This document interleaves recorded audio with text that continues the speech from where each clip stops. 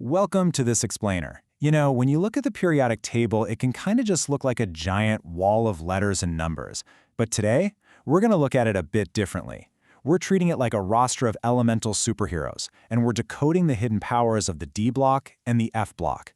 So let's dive right in. To kick things off, I want you to think about the everyday materials around you. What actually gives certain metals their super strength? Like, why is iron strong enough to hold up a massive skyscraper, while gold has that incredible, untarnishable shine? And why do some metals absolutely refuse to melt, even in incredibly hot fires? Well, there's a secret behind these physical superpowers, and we're going to solve that mystery today.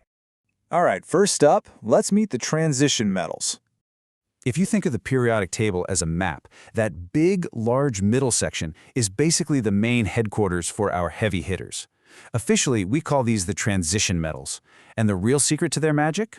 Their inner electron shells, specifically something called the D subshell, aren't completely full. Imagine a bus that just has a few empty seats. Those empty seats, or unpaired electrons, are the exact reason these metals have superpowers. This section, the D block, spans groups 3 through 12 on the table. It's home to a lot of familiar superhero metals that, quite literally, built our modern world.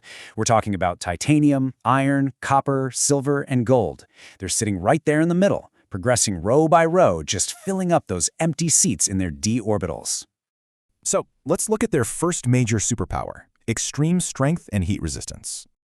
We rely heavily on these metals because they are just incredibly tough. Compared to your regular non-transition elements, transition metals are exceptionally hard. They also have very low volatility, meaning they don't easily vaporize into a gas, and they boast incredibly high melting and boiling points. To put that into perspective, you can melt ice at room temperature, right? But to melt iron, you literally have to get it over 1500 degrees Celsius. Picture a massive stainless steel bridge, or even just the copper wiring running through your walls at home. These metals possess high tensile strength, which means they can be pulled and stretched without snapping. They have ductility and malleability, so we can hammer them into thin sheets or pull them into wires. Plus, they have excellent thermal and electrical conductivity. But why? Well, the secret to that extreme strength is teamwork. In regular metals, only the outermost electrons hold the atoms together.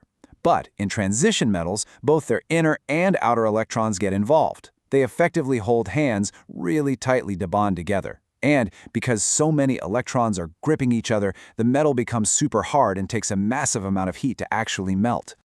Moving on to superpower number 2, the secret of colorful solutions. You see, transition metals aren't just strong. They act almost like elemental shapeshifters. They create these vibrantly colored solutions when they're dissolved in water. Just look at this lineup of aqueous ions.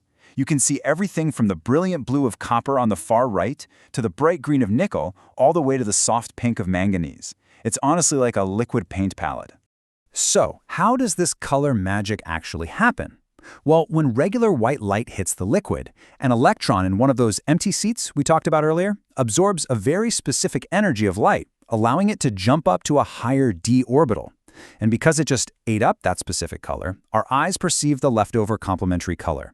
It's essentially a tiny atomic-level quantum leap that's painting the world around us. Next up, superpowers 3 and 4, magnets and chemical matchmakers. I mean, we've all played with magnets on a fridge, right? Well, many transition metals exhibit something called paramagnetism. Because they have unpaired electrons spinning around in those incomplete orbitals, each individual electron acts like a tiny little magnet. So when you put these metals near a magnetic field, all those tiny electron magnets line up, and the metal is actually physically pulled toward the magnetic field. And they aren't just physically attractive, they're chemically attractive too. They act as brilliant chemical matchmakers, which scientists call catalysts. Let's say two molecules need to react, but they're just a bit too stable. A transition metal, like, say, finely divided iron, will use those handy d electrons to temporarily grab onto the molecules. This weakens their old bonds and helps them form new ones a lot faster. Once the new molecule is made, the metal just lets go, completely unchanged and ready to help the next pair. They speed up the chemical reactions that make everything from fertilizers to plastics. Now let's talk about the hidden underground squad, the F block elements. Let's drop down to that secret underground bunker at the very bottom of the periodic table. This F block consists of 2 hidden rows containing exactly 14 elements each. The top row is called the 4F Lanthanoids, and the bottom row is the 5F Actinoids. They're placed down there partly just to keep the whole map from getting way too wide to fit on a classroom wall, but also because their electrons are filling up an entirely different, even deeper level, the f orbitals.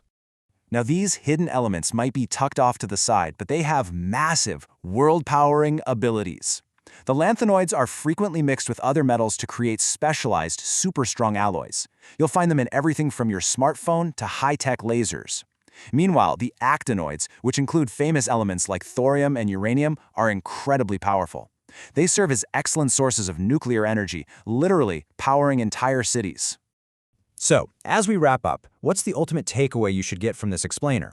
Well, whether we're talking about the extreme structural strength of iron, the brilliant blue color of a copper solution, or the massive nuclear energy potential of uranium, the magic almost always comes back to the exact same thing. It's the effects of those imperfectly filled, unpaired electrons in the D and F subshells. That empty space is exactly what gives them the room to work their superhero magic. So, the next time you look at the periodic table, I want you to look past the letters and the numbers. Ask yourself, if the superpowered transition metals of the D block built our past and present, what wild world-changing technologies are waiting to be unlocked right now by that hidden underground squad in the F block? There is a whole universe of science left to discover. Thanks for exploring the periodic table with me, and definitely keep your eyes open for the superpowers all around you.